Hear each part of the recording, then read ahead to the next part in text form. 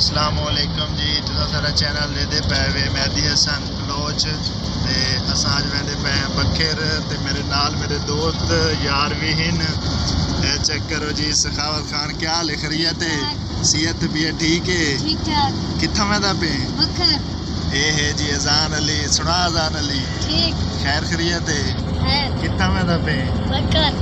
ये वेंदा पे जी हसनैन हसन रजा। क्या हाल है हसन रजा? सेहत तबीयत दसना कितना वेंदा पे? खैर खैरियत है? ए है जी शहादत खान बलोच। शहादत खान सुना? ठीक है। सेहत तबीयत ठीक है। खैर खैरियत है? हाँ जी।